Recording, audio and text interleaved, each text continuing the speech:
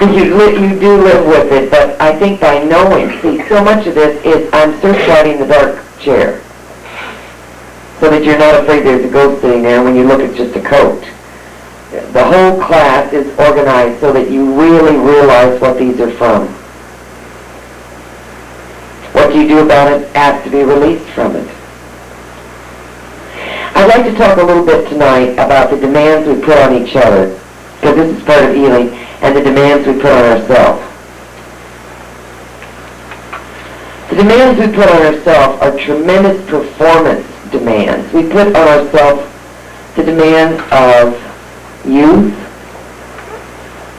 sexuality, affluence,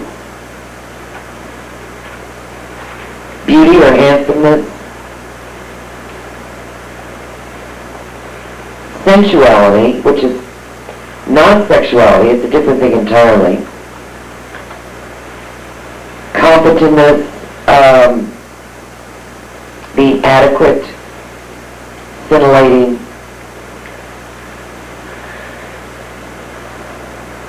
personality, and we have a lot of role models. We have movie stars, we have models, we have, you're supposed to be a size 3 and whatever. Because of this cultural and sometimes religious and sociological structure, we're in a constant state of self-defeating. And then what happens is the state of envy begins to rise up. I wish I was, I wish I could be, I know I won't be, men my age are farther along than I am, women my age don't have this problem, she looks younger than me, he looks better than me, on and on we go, we're constantly reflecting. We don't know what our sensualities are, and sensualities mean nothing but our passions. And passions do not always relate to sexuality. But unless you have the kind of passions that you really, really want to eat life with both hands, then you pass this life half dead. Because everything in life you think, or we've all been programmed or told, is supposed to be here for our enjoyment. No, it isn't. It's not suffice to say you are meant to be beautiful, wealthy, and have a wonderful sex life and wonderful husband or wife or children. No, nobody said that. And this is not to burst the dream by saying, would you quit expecting that? Because if you do and you don't get it, your self-esteem goes right down the drain. Why not work with the clay that you have?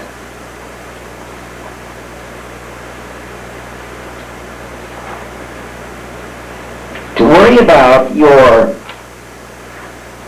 sexuality, your astuteness at work, your competitiveness or your non-competitiveness or your venturesomeness or how good you are or how bad you might be, it's all a waste of time. The external focus must be there. The quickest way to sickness is to intensify it and put it into yourself personally. Trust me when I can tell you this from my own experience as well as years and years of experience.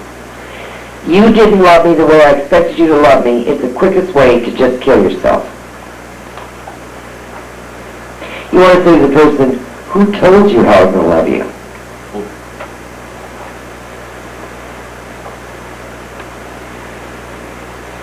The way we love is simple as this, and if you don't do it, you're going to spend your life down here miserable, is you love people for the state of being that they're in, not what you wish them to be. And accepting them on this road of life as you find them, and loving them for their soul. Mothers, we all fall into this terrible gap of, I think you should do son, I think you should do daughter. Who are we to say that?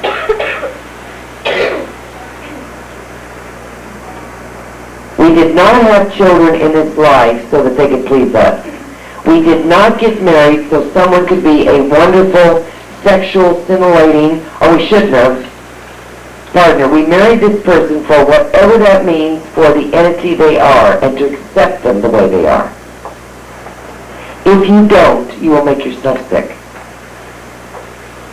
You will all be self-indulgent. Are you beautiful? You will be for a while. Will you get old? You bet. There's only so many facelifts that you can have. And that's something for sure that happens to everybody. And I'm finding this day and age with this youth adoration that people are getting, and I felt this way when I was in my 30s, that people are just getting carried away. Because if you look at it really realistically, we're older longer than we're younger. No, that's a fact. And if you don't develop anything else within you, everything else falls and caves in, and there you are. You're not only a crone on the outside, but you're one on the inside, which is even worse.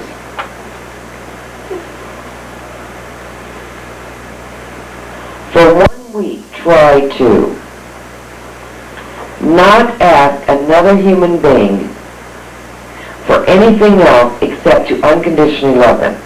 And I want you, every time that you put a codicil on that, to monitor it.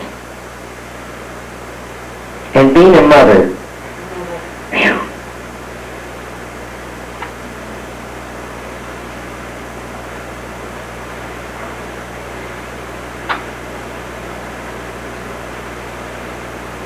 I went through a very, very definite period of my life. In fact, it has been as recent as last night. It's ongoing. In which I made a concerted effort, because of the family that I came from, to never, never give my children guilt. To give them unconditional, unmitigated, unqualified love. That part worked absolutely beautifully. Until they hit the world. And in hitting the world, I wasn't prepared, you see. I didn't think of it, that they were going to find people who gave them guilt, who controlled them, who did all those things, and they were like fresh hatched eggs. So I said to my oldest son last night, trying to recoup whatever, you're apparently out of control. You do not know what to do with your life. And at 27, I am now going to take it over and control it. He said, huh? Well, obviously it's too late. But nevertheless, and then I started thinking, no, but isn't that a control within a control? So if I start out that way, I've got to keep that up, that unconditional love. And then he may use it whichever way he wishes. Because the minute I say it didn't work shows that I am trying to get back into control. Do you see what I'm saying? I'm trying to gain control I never had. But the human being does that. Because if we can't make it any other way, make somebody better, we try to take control of it, don't we? This situation. Well, if you can't do it, I will.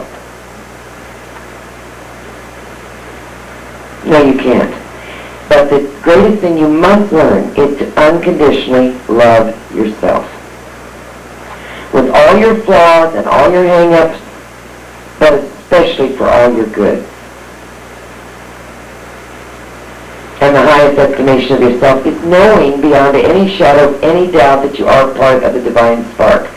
And that you cannot deny, and that is your genetic responsibility to protect that.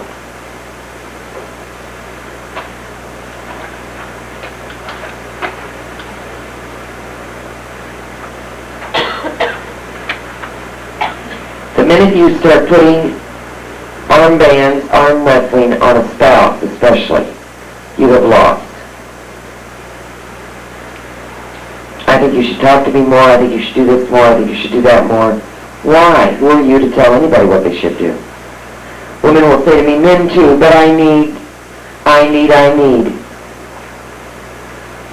No, what you need is to love yourself and be the other side to yourself, and then you're not so concerned. You let people alone for their uniqueness.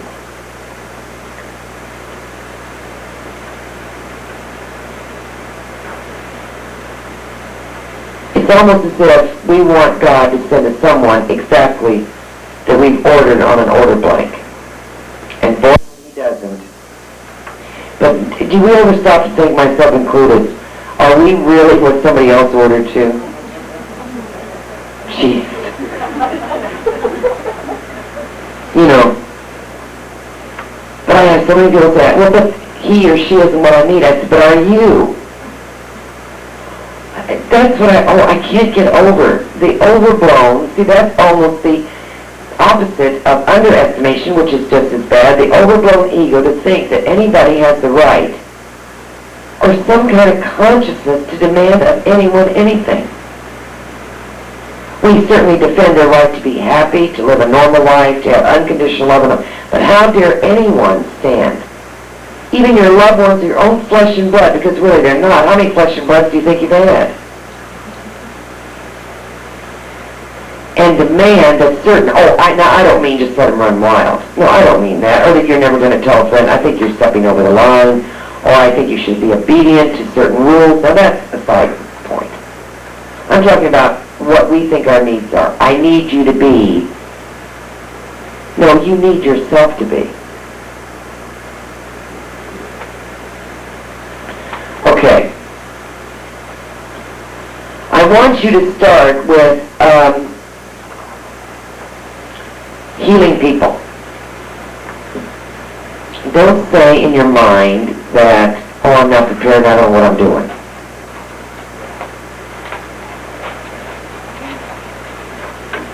And one of the best ways that you can start to realize how to heal people is you can try to start cycling into each other.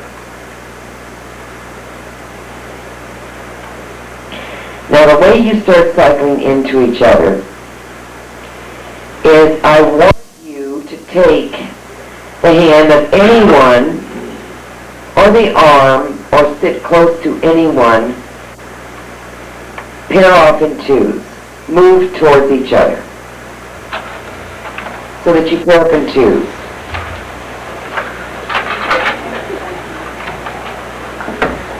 Amy.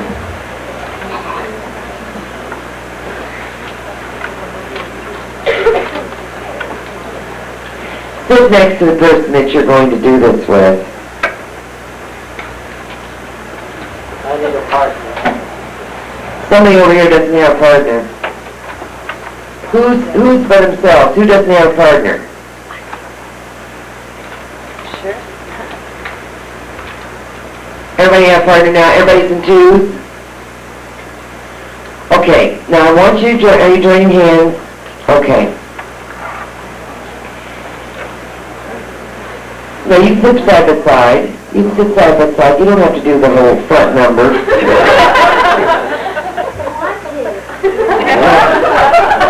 I didn't say lay on top. I said hold hands. Like that. Staff really gets carried away. Now I want you to close your eyes and I want you to take a deep breath. And those of you on the right, I want you to mentally, the other one person just stays passive, the person on your left. Person on the right, I want you to think of an orange dot in the middle of your forehead. And as you do, I want you to concentrate on moving that orange dot like a searchlight from your forehead. You might even close your eyes because it helps meditate. Moving it down your arm, your shoulder, down your arm, into the other person's hand, up their arm, and begin to searchlight through their body.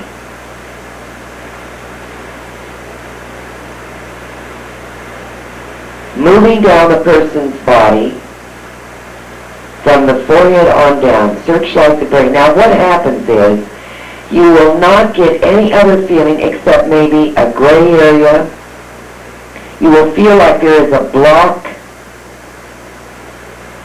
Whenever you get a blocked feeling, I want you to start really white lighting, green lighting, doing anything to break up that inflammation. anything that you feel is a gray area. But note in your mind what area you feel may be causing the person problems. Move it down the neck, into the chest, down into the stomach, the lower half of the body, the legs. Searchlight the whole area, making a mental note of any problem. Back area. Be sure and whitewash, gold light, blue light, green light, anything you want to use, anything to break up any kind of problem. Note the problem.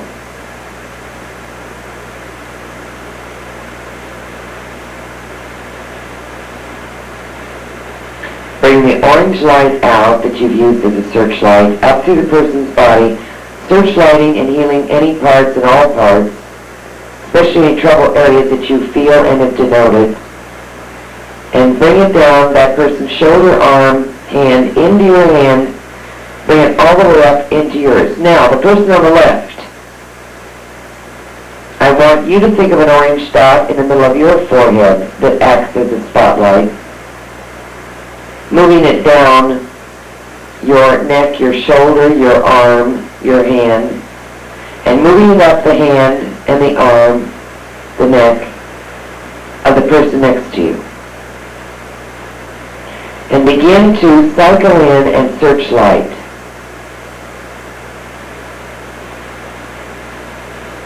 In behind the eyes, the whole head area. You also looking for any gray area or any feeling of obstruction you get. White light it, green light it, gold light it, purple light it. Go down into the throat area, the whole chest, down into the stomach,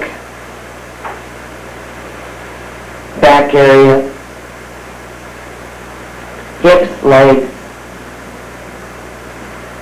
Literally bombard any part of the body, but also denote anything that you find that's amiss.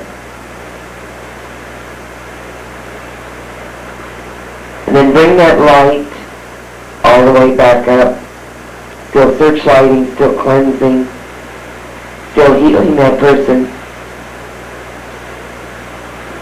all the way up. Out their forehead, their neck, their shoulder, their arm, their hand, and bring your orange dot back up to yourself. Okay, you can break the circle now, or the hand. I want you to write down, without saying one word to the person, write down what you felt was the trouble area.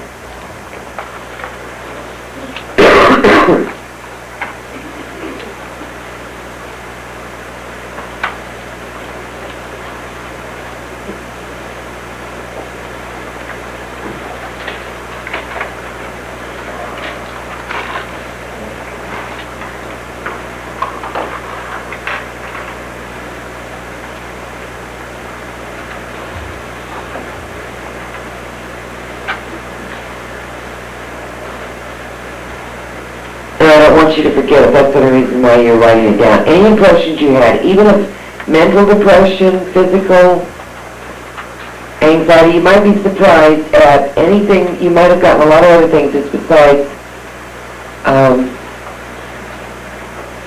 merging. This is akin to merging.